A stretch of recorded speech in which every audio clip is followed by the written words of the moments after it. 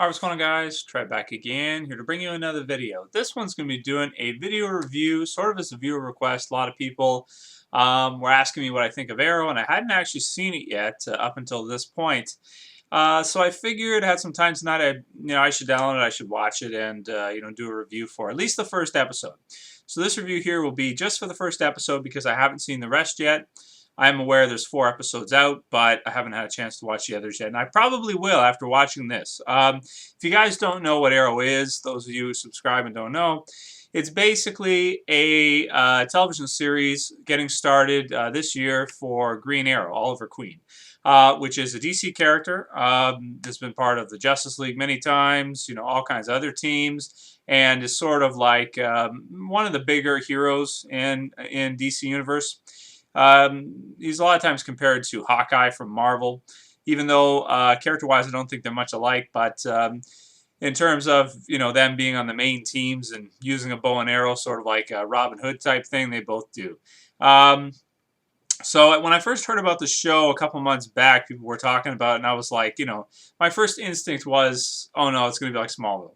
It's going to be like Smallville, and if it is, I'm not going to be interested. And Smallville, when it first came on, I did like, when I was younger, I liked the first season, I liked the second season, but I just felt like the show didn't know where it was going after that. And even though I think later on they did bring in some interesting elements, I just really wanted to see Clark Kent become Superman. They never really did that in Smallville, and it went on for like 10 seasons, so I was just like, oh my gosh. So I dropped out after like a couple seasons of watching it. Not that it's a terrible show, but I don't know. Some of the romantic elements are in that show they were too overboard, and they were drawn out too much. In this show, it has a little bit of that, but not too much. It has more action than Smallville did. With Superman, the thing is, it's always hard to find people to fight against him because you can just smash him in under a second, and the effects are really bad. In here, the effects are, they don't have to be. Like, they can use a lot more practical effects because Green Arrow doesn't have any actual superpowers, so to speak.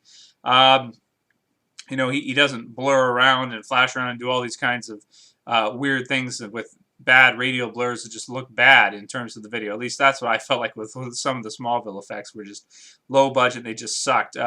This show doesn't look low budget. It really doesn't look low budget. It looks really good aesthetically. It looks a lot like sort of like a realistic take on Green Arrow. I know I'm going to bring it up, and you guys are probably going to hate it, some of you, but it looks a lot like a Christopher Nolan sort of take on Green Arrow, so to speak. Like, a lot of it's been influenced by maybe the Dark Knight trilogy, possibly, and a lot of it seems like that because the city is really bright, really beautiful, and he's got his own little headquarters there that he makes and all this kind of stuff, and it really feels a lot like it, but it is really good for a television series. Some of the effects with him on this island, basically, if you don't know the story of him, just to give you a brief thing without spoiling anything, essentially he's with his dad, and they're on a ship, and it gets shipwrecked, and he survives, but everybody else on the ship dies, and then he has to fight to survive on his own on a remote island for about 5 years. So then afterwards, when he finally comes back, he has developed these hunting abilities with his arrow. He's become bow and arrow. He's become amazing with it, as well as just become quite the physical specimen and extremely, extremely highly athletic, being able to do all kinds of crazy things that we as normal human beings growing up in this kind of society are not able to do. Okay, so he comes back and the story basically takes from there. So the island he goes to looks really cool. I like the look of it. The flashbacks were good. Everything like that was good. The action sequence near the end of the episode was really good as well. I really liked it a lot. And the actor who's playing him, his name is Stephen Amell. I've never heard of him before, seen him before. He kind of looks a little bit like Chris O'Donnell. A little bit. Not a lot, but a little bit. But he's great. He's awesome as Oliver Queen. I mean, he seems like he's a gymnast because some of the scenes he was doing, I'm pretty sure he actually did them, but a couple of the movements and the techniques are insanely difficult to do. Like, he was doing pull-ups on a bar, but the way it was designed had levels to it. So he was using the bar, and when he would go up, fast twitch muscle, and then go, pull the bar out and go up to the next tier, which is really hard to do because pull-ups by themselves are extremely hard to do. To be able to use the fast twitch muscles to be able to pull up at the same time, pull out, and then shove the bar in the next, sequence up higher and higher. If you're not a gymnast, that would be basically impossible. So I'm sure this guy's probably done gymnastics for a couple years, pretty much guaranteed. Aside from that, he's a pretty decent actor, and he plays the role pretty good. He's kind of stoic, which is good too. And, he fits the role pretty well. A lot of times with casting with comic book characters, they get it wrong, but I think in this case, they got it right. He's really good for the role. He does look like he could kick ass, and, he's got the gymnastics ability, so they don't have to. They can actually use him and do some practical movements and stuff like that with him instead of having it all be effects and all that kind of stuff. So that's that. The other characters in the show, I mean, after watching one episode, I didn't take away too much from the others. You have his mom there, who's seemingly evil and plotting against him.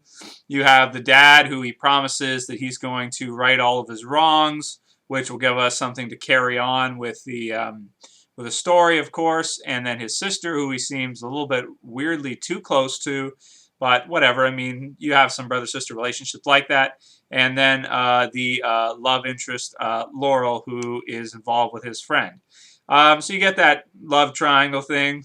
I know, stereotypical of a show like this. Hopefully it doesn't end up like Lana in Smallville. But I like the show, man. People have been saying to me, you gotta check it out. You gotta check it out. I highly recommend it. And I'm not a big fan of Green Arrow. I didn't really ever read his comic books or anything like that. I'm not a big fan of bow and arrow type guys. Hawkeye, either of them. But this show is really, really well done. I can recommend it to anybody, and I'm going to give it an 8.5 out of 10 for the first episode. I think it's a great start, and I think the show could really be good over the long term. Hopefully, we'll get to see some cool villains come in, and Deathstroke and all those other type of Green Arrow villains, and see how it goes from there. But it's definitely something I can recommend. If you haven't checked it out, guys, Arrow, it's on New CW on Wednesdays, it looks like. And I'm probably going to watch the rest of the episodes. I don't know if I'm going to be reviewing it every week because it's kind of one of those things that I'm not that into. But I do like it, and I will probably try to watch the rest of it. And maybe if it gets even better, I will start reviewing it every week. Anyway, that's it for this one, guys. I'll see you for the next one. This is Trev, saying peace.